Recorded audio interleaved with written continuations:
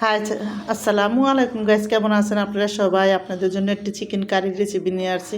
প্রথম দেখুন, চিকেনের সাথে আমি একটা ডিম দিয়ে দিলাম, স্বাদ মতন অল্প একটু লবণ দিয়ে দিলাম, 1 চামচ আদা রসুন বাটা দিয়ে দিলাম এখানে আমি, আর 1 ছোটো চামচে একটু মরিচের গুঁড়া দিয়ে দিলাম, আর এখানে আমি দেখুন অল্প করে একটু গরম মশলা ফাঁকি দিলাম, আর 1 চামচ কালো আর সাদা গোলমরিচের ফাঁকি দিয়ে দিলাম, স্বাদ মতন ধনিয়ার গুঁড়া দিয়ে দিলাম একটু, দিয়ে কিন্তু সুন্দর করে দেখুন মশলাটি দিয়ে একটু সিরকা দিয়ে দেবো এখানে আমি। সিরকাটা দিয়ে এখন আমি ভালো করে কিন্তু এখানে দেখুন একটু কর্নফ্লাওয়ারটাও দিয়ে দেবো অল্প করে। তো আমি অল্প করে কর্নফ্লাওয়ার দিয়ে তারপরে কিন্তু আমি দেখুন এখানে এটা ভালো করে হাত দিয়ে মিলাইয়া তারপরে একটা জায়গায় করে রেখে দেবো অনেকক্ষণ। তো দেখুন এখানে মশলাটা যখন ভালো করে মিলান হয়ে গেলে একটা জায়গায় রেখে দিয়েছিলাম আধা ঘন্টা। তারপরে দেখুন চুলার মধ্যে তেল দিয়েছি, তেলটা দিয়ে এখন আমি সুন্দর করে কিন্তু তেলটি গরম হয়েছে পরে এক এক করে সবটি দিয়ে দেবো এখানে। চিকেন কারি বানানোর জন্য এটা একটু বাজ্যা নেবো। তো দেখুন এখানে সবটি সুন্দর করে মাংসটা দিয়ে দিলাম, সুন্দর মতন ছোটো ছোটো কিউব করে আমি কাটতে লইছি। তারপরে দিয়ে কিন্তু ভালো করে যখন একটা ফিট হয়ে আইব এরপরে আমি উল্টাই দেবো। তো দেখুন এখানে সবটি আমার চিকেন দেওয়া হয়ে গেল।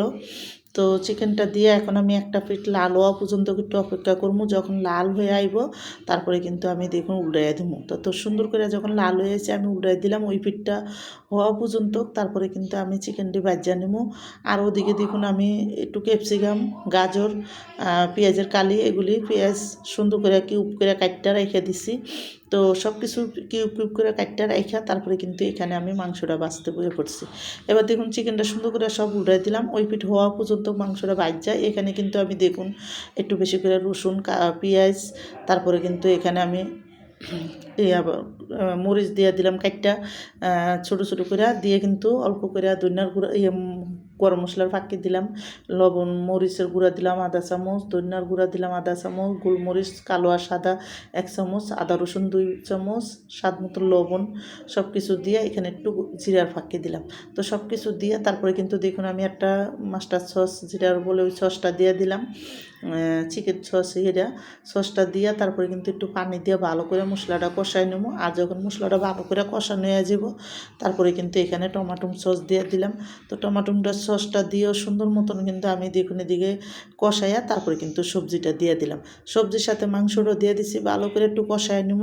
তো আমার এই কারির রেসিপিটা যাদের পছন্দ তারা লাইক সাবস্ক্রাইব দেন, প্লিজ আমার ভিডিওটা বেশি বেশি শেয়ার করে দেন আর সাবস্ক্রাইব করে দেন। আর ঘরোয়া মশলা দিয়ে সুন্দর করে কিন্তু কারি রেসিপি রান্না করে খেয়ে দেখেন অনেক কি মজা লাগে। তো দেখুন এখানে আমি একটা টমাটো ধনিয়া পাতা দিয়ে দিলাম, দিয়ে কিন্তু সুন্দর মতন টেস্টিং এখানে অল্প একটু টেস্টিং সলও দিছি। আর এখানে আমি দেখুন সুন্দর করে করে দিয়ে দিলাম।